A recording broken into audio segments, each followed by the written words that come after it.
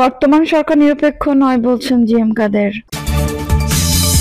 উপদেষ্টা পরিষদ পুনর্গঠন করে জাতীয় সরকারের দাবি ভিপি নূরের। জানাবো নির্বাচনের রোডম্যাপ ঘোষণা করুন বলছেন মিয়া গোলাম পারোয়ার। ফেব্রুয়ারি থেকে শহীদ পরিবারকে আর্থিক সহায়তা বলছেন তথ্য উপদেষ্টা। এবং সর্বশেষ জানাবো অস্থিরতা ও ক্ষোভ সিদ্ধান্ত বদল, জনমনের প্রশ্ন প্রশাসনে হচ্ছেটা কি। দর্শক শুনছিলেন সংবাদ শিরোনাম, এখন বিস্তারিত। বর্তমান সরকার নিরপেক্ষ নয় বলছেন জি.এম কাদের।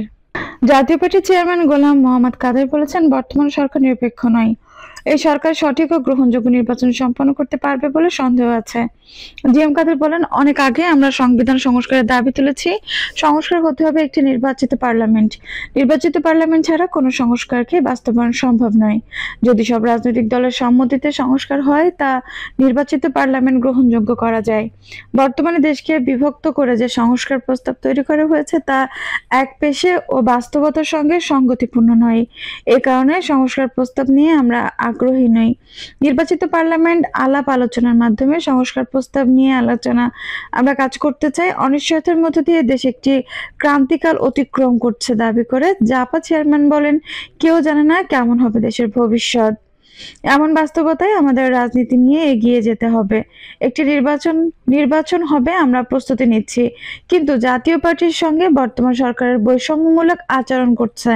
আমাদের নেতা কর্মীদের নামে মিথ্যা ও হয়রানিমূলক মামলা দেওয়া হচ্ছে। আমাদের স্বাভাবিক রাজনীতিতে বাধা সৃষ্টি করা হচ্ছে। এভাবে চলতে থাকলে বর্তমান সরকার সবার সঙ্গে লেভেল প্লেইং ফিল্ড করতে পারবে? নির্বাচনে সবার জন্য সমান সুযোগ সৃষ্টি হবে। আবার সুষ্ঠু, নিরপেক্ষ, অন্তর্ভুক্তিমূলক ও দেশ বিদেশে গ্রহণযোগ্য নির্বাচনের মাধ্যমে কঠিন সরকারই দেশের বর্তমান অচল অবস্থা ও অনিশ্চয়তা থেকে মুক্তি দিতে পারে। তিনি বলেন, সরকারের সহায়তায় কয়েকটি রাজনৈতিক দল রাজনীতির মাঠে দাপিয়ে বেড়াচ্ছে। তারা সরকারের সঙ্গে সম্পর্ক রেখে সরকারি দলের মত আচরণ করছে। তারা ক্ষমতায় মোহে দেশকে বিভক্ত করে বিভিন্ন অজুহাতে জাতীয় নির্বাচন বিলম্বিত করতে চাচ্ছে। জাতীয় পার্টির মাঠে থাকবে, আমরা দেশের মানুষের অধিকার আদায়ের রাজনীতিতে কখনোই পিছপা হব না। উপদেষ্টা পরিষদ পুনর্গঠন করে জাতীয় সরকারের দাবি ভিপি নূরের। জাতীয় সরকার ছাড়া জনগণের আকাঙ্ক্ষা পূরণ সম্ভব নয় বলে মন্তব্য করেছেন গণ অধিকার পরিষদের সভাপতি ও ডাকসুর সাবেক ভিপি নুরুল হক নূর। তিনি বলেছেন, জাতীয় ঐক্য ও সংহতি নিশ্চিত করতে জাতীয় সরকারের লক্ষ্য নিয়ে উপদেষ্টা পরিষদ পুনর্গঠন করতে হবে। অন্তর্বর্তী সরকার জন আকাঙ্ক্ষার বিপরীতে ধাবিত হচ্ছে অভিযোগ করে ডাকসুর সাবেক ভিপি বলেন, গঠনের পর থেকে ব্যর্থতার পরিচয় দিচ্ছে অন্তর্বর্তী সরকারের উপদেষ্টারা। সরকারের মধ্যে পরিবর্তন এনে রাজনৈতিক দলগুলোর সমন্বয়ে জাতীয় সরকার গঠন করতে হবে। তিনি বলেন, নির্বাচন ডিসেম্বর বা জুনে যখনই হোক, জাতীয় সরকার ছাড়া কোনো সংস্কার বাস্তবায়ন সম্ভব নয়। যে রাজনৈতিক দল জাতীয় সরকারে যাবে না, জনগণই তাদের ব্যাপারে সিদ্ধান্ত নেবে। 5 আগস্টের পরে জাতীয় বা সর্বদলীয় সরকারের গঠন জরুরি ছিল, কিন্তু সেটা করা হয় নাই। অন্তর্বর্তীকালীন সরকারের নাম দিয়েই সরকারকে দুর্বল করা হয়েছে। এখন সরকারও রাজনৈতিক দল মুখোমুখি দাঁড়াচ্ছে। এখন এই অবস্থা যদি চলতে থাকে, তবে এই বিভাজনই আওয়ামী লীগকে পুনর্বাসনের সুযোগ করে দিবে। আওয়ামী লীগকে নিয়ে তিনি বলেন, আওয়ামী লীগ যদি সুযোগ পায় তাহলে কিন্তু কাউকেই ছাড়বে না। আওয়ামী লীগকে কামব্যাক করানোর জন্য ন্যাশনাল ইন্টারন্যাশনাল অনেক এজেন্ট কাজ করবে, ফান্ড দেবে। কাজেই ছাত্র সহ সব রাজনৈতিক দলকে বলবো, আওয়ামী লীগের প্রশ্নে আপনাদের অবস্থান পরিষ্কার করুন এবং করতেই হবে। নূর আরো বলেন, আওয়ামী লীগ নিষিদ্ধ করার প্রশ্নে কোনো ছাত্রকে আমরা শক্ত অবস্থানে দেখছি না। এই বিষয়ে ছাত্র সংগঠনগুলোর ধারাবাহিকভাবে আন্দোলন চালানোর দরকার ছিল, কিন্তু বুঝতে পারছি না তারা কেন আওয়ামী লীগের প্রশ্নে একটা সুবিধাবাদী অবস্থায় আছে। নির্বাচন সংস্কার কমিশনের প্রতি প্রশ্ন রেখে নূর বলেন, নির্বাচনে প্রত্যেক প্রার্থী 8 থেকে 10 কোটি টাকা খরচ করে। তারা ধান্দা করার জন্যই টাকা খরচ করে, কিন্তু নির্বাচন কমিশন সংস্কারে যারা কাজ করছেন তারা কালো টাকা আর পেশি শক্তি ব্যবহারের বন্ধে কি কাজ করেছেন আমাদের সেটা জানা নাই। নির্বাচনে প্রার্থী হতে হলে ন্যূনতম একটি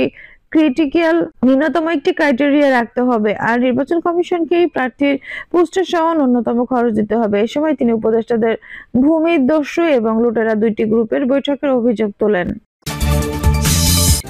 নির্বাচনের রোডম্যাপ ঘোষণা করুন বলছেন মিয়া গোলাম পারোয়ার। জামায়াত ইসলামী সেক্রেটারি জেনারেল সাবেক এমপি অধ্যাপক মিয়া গোলাম পারওয়ার বলেছেন, প্রশাসনের ফ্যাসিস্ট সরকারের ঘাপটি মেরে থাকা ডিসি-এসপিদের উৎখাত সহ যৌক্তিক সরকারের পর নির্বাচন চাই অন্তর্বর্তী সরকারের প্রধান উদ্দেশ্যে। তিনি বলেন, নির্বাচনের জন্য রোডম্যাপ ঘোষণা করুন, তাতে যতটুকু সময় লাগে জামায়াত ইসলামী সময় দেবে। যদি একটি সুষ্ঠু নির্বাচনের জন্য 15 বছর অপেক্ষা করতে পারি, তাহলে একটা ভালো নির্বাচনের জন্য 2-4 মাস আগে হলো কি পরে হলো এটা গুরুত্বপূর্ণ নয়। আমাদের নিশ্চিত করতে হবে আগামী নির্বাচন নিরপেক্ষ হবে কিনা। তিনি বলেন, নতুন বাংলাদেশ গড়ার জন্য ঐক্যবদ্ধ থেকে আমাদের জাতীয় ঐক্য গড়ে তুলতে হবে। ঐক্যের ভিত্তিতে যখন অন্তর্বর্তী সরকার নির্বাচনের কাজ শুরু করেছেন, তখন আমরা পাচ্ছি যে বিভিন্ন ষড়যন্ত্র শুরু হয়েছে। যত ষড়যন্ত্র হোক না কেন, আমরা মাথা ঠান্ডা রেখে লক্ষ্যে পৌঁছতে চাই। ফেব্রুয়ারি থেকে শহীদ পরিবারকে আর্থিক সহায়তা, বলছেন তথ্য উপদেষ্টা। জুলাই গণঅভ্যুত্থানের লক্ষ্য ও চেতনা বাস্তবায়নে সাধারণ আলেম সমাজ তাদের লিখিত মতামত দিয়েছে। এই মতামতে জুলাই ঘোষণাপত্রের গুরুত্ব এবং এর মাধ্যমে একটি সাম্য, মানবিক মর্যাদা, ন্যায়ভিত্তিক ও ইসলামী মূল্যবোধ সম্পন্ন রাষ্ট্র গড়ে তোলার প্রয়োজনীয়তা দিকগুলো তুলে ধরা হয়। শনিবার গণমাধ্যম পাঠানো এক বিবৃতিতে সংগঠনের কেন্দ্রীয় সদস্য মোহাম্মদ ইউসুফ আমাদের পাঠানো বার্তায় এই তথ্য জানানো হয়। বিবৃতিতে সাধারণ আলেম সমাজ জানায়, এই গণ-অভ্যুত্থান শুধু গণ আন্দোলন নয়, বরং এটি বাংলাদেশের জনগণের দীর্ঘ শোষণ বৈষম্যের বিরুদ্ধে একটি ঐতিহাসিক ও রাজনৈতিক পুনর্জাগরণ। জুলাই ঘোষণাপত্রের মাধ্যমে এই বিপ্লবকে স্বীকৃতি দেওয়া এবং সাংবিধানিক কাঠামোতে এর প্রতিফলন ঘটানো এখন সবচেয়ে বেশি জরুরি।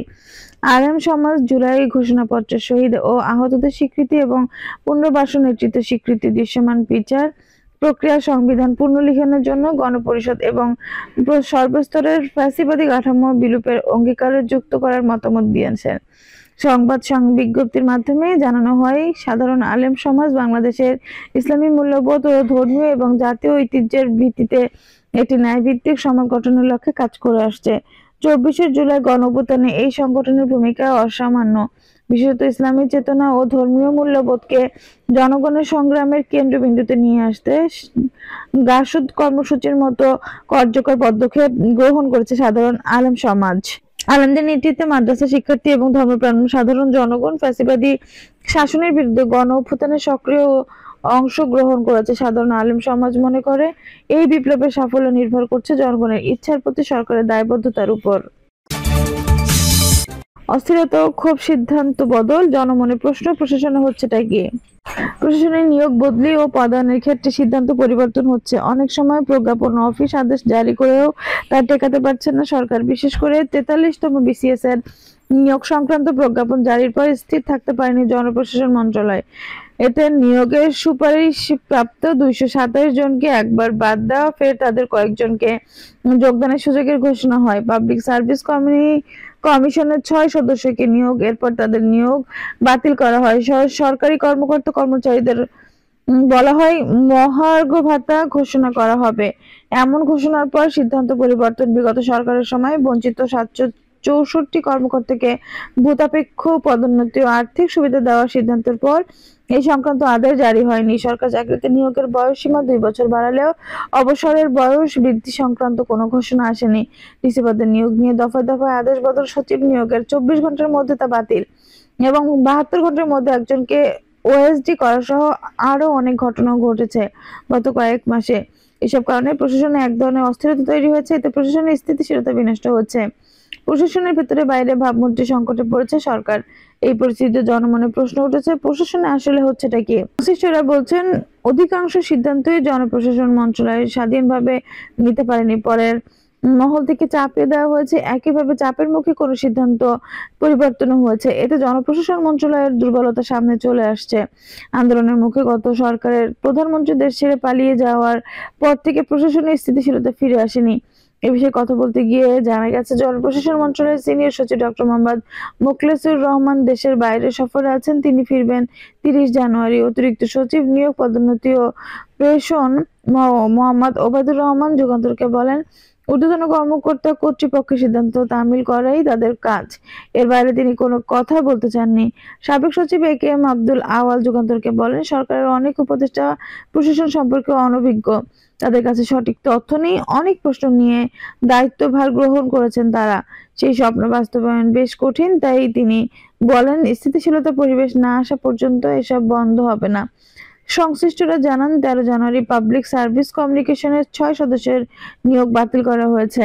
অথচ তারা বর্তমান অন্তর্বর্তীকালীন সরকারের আমলে নিয়োগ পেয়েছেন। নিয়োগের আগে তাদের বিষয়ে সরকারের গোয়েন্দা সংস্থা, জেলা প্রশাসন কিংবা অন্য কোনো মাধ্যমে প্রতিবেদন সংগ্রহ করেনি জনপ্রশাসন মন্ত্রণালয়।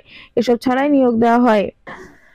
দর্শক, এই ছিল এখনকার সর্বশেষ সংবাদ। নিউজটি ভালো লাগলে অবশ্যই একটা লাইক দিন, কমেন্টে আপনার মূল্যবান মতামত জানান। সবসময় আমাদের পাশে থাকতে সাবস্ক্রাইব করে বেল বাটনটি অন করে রাখুন। ধন্যবাদ।